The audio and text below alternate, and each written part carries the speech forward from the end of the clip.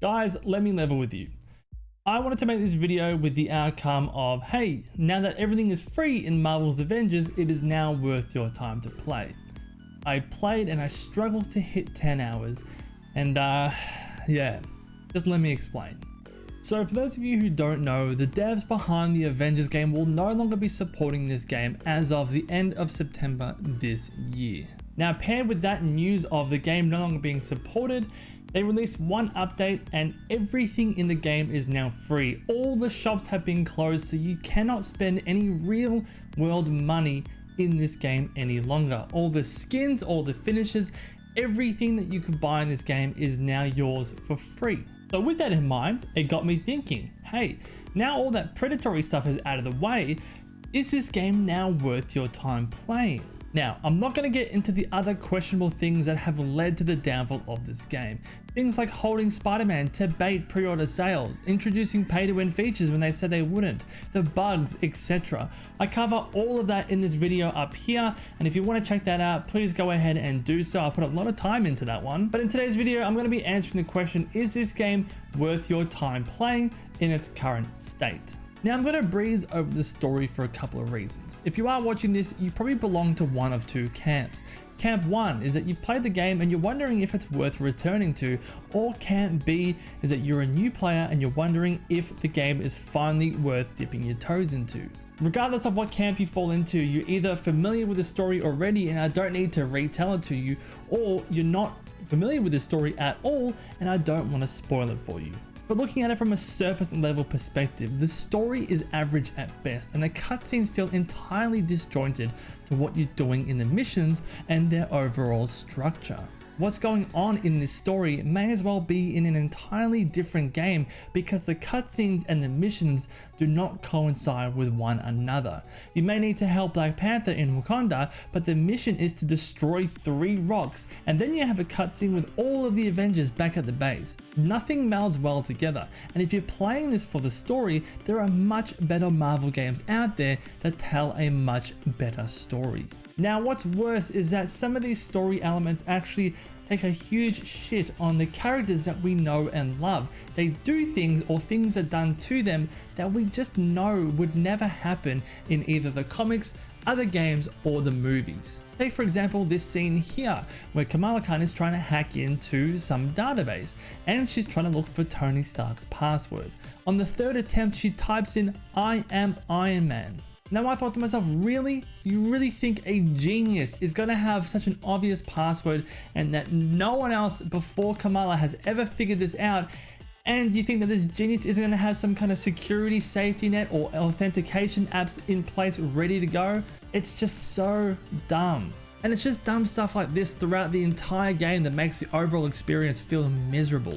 It's moments like these that really make you question Crystal Dynamics' ability to actually balance and handle multiple characters within a story whilst also remaining true to who we know those characters to be. Now speaking of those missions, we're going to go ahead and break down what kind of missions you'll be doing in this game. Don't worry, we'll breeze past this because there's really not a lot of missions. Your main missions will consist of either one or a mix of the following. Kill X amount of robots, kill X amount of soldiers, kill X waves of robots or soldiers, stand inside a square or a circle for X amount of time while robots and or soldiers attack you. And lastly, destroy X amount of objects. You guessed it, while robots and soldiers attack you. Sadly, this very simplistic structure does not change across the campaigns. The story for each campaign is told through cutscenes, then you're back to the same formula. If you were interested in the story, I really would suggest just watching a YouTube compilation of all the cutscenes. I really was quite disappointed in this factor because I played the very first campaign when I first started the game, and I was like, look, that was when they first started the game, teething issues, whatever, I can get by that. But when I skipped all the way to the Wakanda campaign, it's all the same stuff. They haven't learned a single thing from any part of the feedback from the first campaign all the way through to the last. Every single campaign is the same, with just different cutscenes tied to those characters that the campaigns are based upon. It is so disappointing. Now, to take down these generic soldiers and robots, you're going to need a combat system. So how is the combat in this game? Well, to add insult to injury, this game takes itself way too seriously in the combat department. Every single character will have a light and heavy attack, some special attacks tied to your bumper buttons, and then you also have some kind of enhancing buff if you hold down the right trigger. It is very basic, but the game wants to treat its players like absolute idiots because every single character has a harm room mission. What's a harm room? It's basically a fighting simulator room where they go ahead and explain to you the very basic fundamentals of the combat system for every single character. It is so unnecessary. They teach you how to dodge, they teach you how to do basic attacks, heavy attacks, basic combos. It feels like one of two things. Either the game thinks you're an idiot and can't figure this out on your own, even though every player plays fundamentally in the same sort of way, or two, they realize that in the whole scheme of things, the harm room is basically one of the most varied missions away from the standard missions, that they left it in there for some variety. Visually, it is slightly varied from everything else you get in the game, but fundamentally, it's all the same shit. Now look, this would have been perfectly fine as side content, something that you don't have to do. Maybe like in Monster Hunter, where you, the player, opt in to go to the training rooms. But no, this is part of your mission or your campaign. In order to 100% every campaign, you have to tick off these harm rooms. And once you've done these with 2 to 3 characters, it becomes so mediocre and tedious. It just ruins the whole experience knowing you have to go to the basic room to learn basic combos that you've already learned before on 3 to 4 other characters before. Characters as a whole also feel so powered down, so everyone is within the same ballpark in terms of their damage output. I know the next argument will be, well, if they didn't do that, the game would feel unbalanced, but that would also be a realistic portrayal of the team. The Avengers themselves aren't balanced in terms of their power. They all have their own unique skill set that they can bring to the table, which makes the team feel entirely cohesive.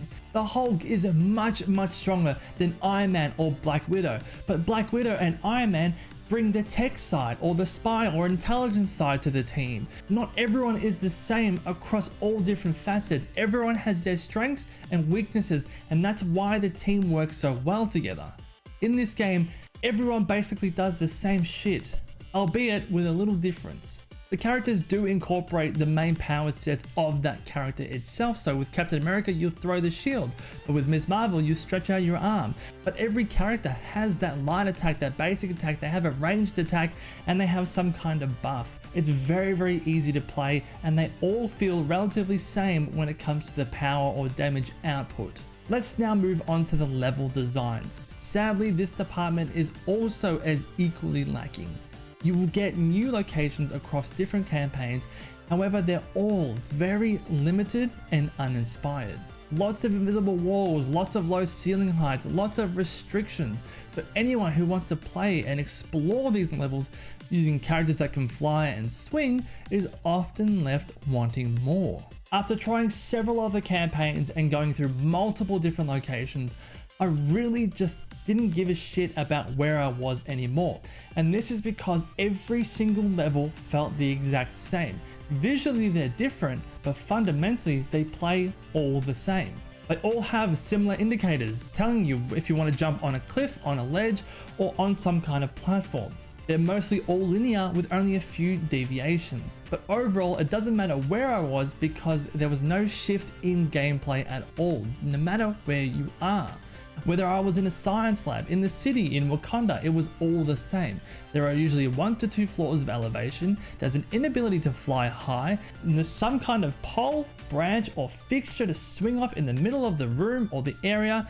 It was all the same no matter where I was.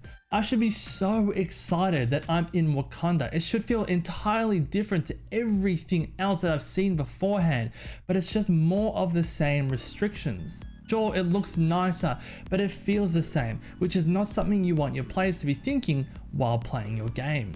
The absolute best thing and most enjoyable thing about this game is simply changing the skins. Crystal Dynamics did a fantastic job at being able to construct and have a variety of different skins for all the players that you can unlock, and they really all look fantastic. I was really surprised at how well they worked on that part of the game. But then with that praise, they got very greedy and unlocked a lot of those skins, among other things, behind paywalls, and they wonder why the game wasn't successful. Simply changing the skins from their disgusting default skins to something else just made the game so much more enjoyable instantly. And it was such a shame that such a simple thing that made the game a lot more enjoyable was locked behind a paywall. I think they would have retained a few more players, not too many, but a few more if more skins were available from the get-go. Now, is it all bad? I think for some, this game can work for a veg out and turn your brain off kind of game. Characters feel a lot better than what they used to back a couple of years ago when I first played this game. However, the second you start to question things, that's when the veil drops. You start to see the game for what it truly is. It's just a mess of ideas and a whole mountain of untapped, lost potential. Some of the combat is fun and some of the finishes feel really great. And there are moments in there where you will genuinely enjoy yourself.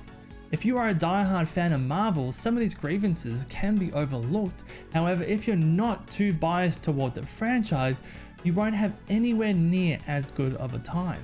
If you cannot get this game for free, do not spend money on it. It is not worth your time or money. With the game going offline and soon to be receiving no further support, this is the best state that the game ever has or ever will be in.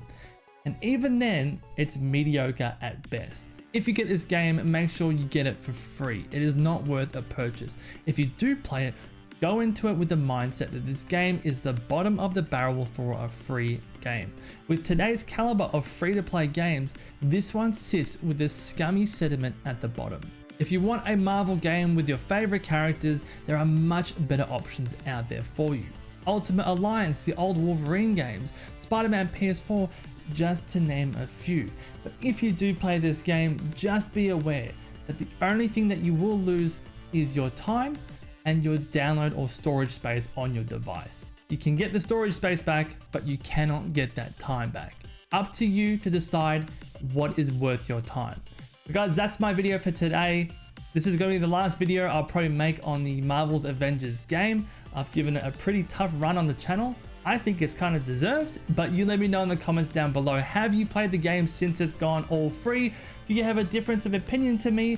Let me know everything in the comments, and if you like the video, please go ahead and leave it a like and sub to the channel. And also want to thank the people on screen right now for going above and beyond and showing their support by being a coffee supporter. If you want to join up to my coffee and get these videos early, link to that is in the description below.